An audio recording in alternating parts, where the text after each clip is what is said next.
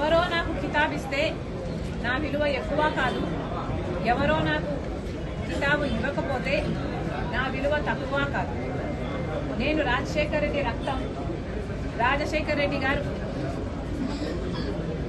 YS Rajasekhara Reddy గారు అయినప్పుడు ఆయన బిడ్డ వైఎస్ షర్మిలారెడ్డి కాకుండా ఎలా పోతుంది? ఆయన మనవడు రాజశేఖర రెడ్డి గారు మరీ ముఖ్యంగా కోరుకొని మా నాన్న పేరు పెట్టుకుంటాను అని వైఎస్ రాజారెడ్డి అని పేరు పెడితే ఆ మనవడికి ఆ పేరు కాకుండా ఎలా పోతుంది? ఎవరు ఎన్నైనా మాట్లాడచ్చు వాళ్ళ స్వార్థం కోసం, కానీ నిజం ఎప్పటికీ నిలకడగానే నిలుస్తుంది. నేను రాజశేఖర రెడ్డి గారి రక్తాన్ని, ఆయన ఆశయాలను కాపాడటం కోసమే ఈరోజు కాంగ్రెస్ పార్టీలో ఇంత గట్టిగా ఆంధ్ర రాష్ట్రానికి వచ్చి పోరాటం చేస్తున్నాం. మీరు ఎన్నైనా మాట్లాడొచ్చు.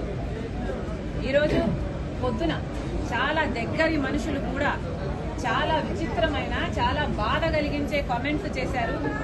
కొండా రాఘవరెడ్డి అన్న నాకు గాని నా కుటుంబానికి గాని దగ్గర అనుకున్నాం, కానీ ఈరోజు ఆయన కూడా నా మీద నేను పాదయాత్ర ఎందుకు చేశాను అన్న దాని మీద ఆయన ఏదో అక్కడ ఉన్నట్టు, ఆయన బావుమర్ది అక్కడ సూపరింటెండెంట్ అయినట్టు, ఆయన అంతా విన్నట్టు ఏదేదో చెప్పారు. నేను పాదయాత్ర చేయాలి అని భారతమ్మ అడిగితే నేను పాదయాత్ర నేను చేస్తాను అని నేను అడిగినట్టు చెప్పారు.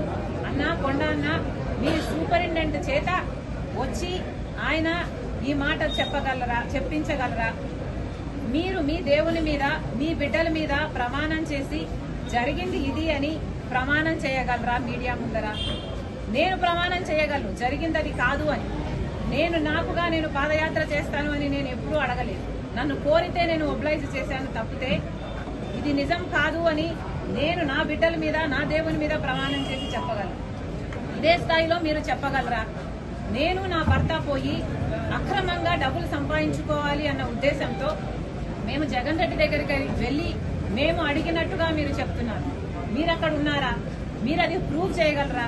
కనీసం నేను విజయవాడకు ఆ ప్రమాణ స్వీకారం రోజు తర్వాత ఒక్కసారి ప్రైవేట్ అఫైర్స్ విషయంగా పోవడం తప్పితే, అది కూడా విజయమ్మ గారితో సహా నా భర్తతో కాదు పోవడం తప్పితే, మొన్న పెళ్లి కార్డు ఇచ్చేంత వరకు నేను ఎప్పుడూ పోలేదు. పోనీ నేను వెళ్ళానని మీరు ప్రూవ్ చేయండి, మీ మాట నిజం అనిపించుకుందాం. ఎందుకన్నా దేవుడు చూస్తున్నాడు.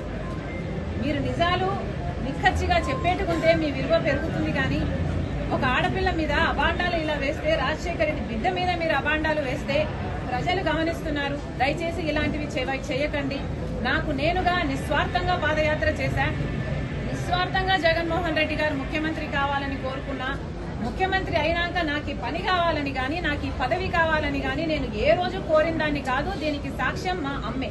ఈ విషయాలన్నీ అమ్మకు తెలుసు. మీకు దమ్ముంటే అమ్మ చేత చెప్పించండి. పాదయాత్ర భారతమ్మ చేయాలనుకుంటే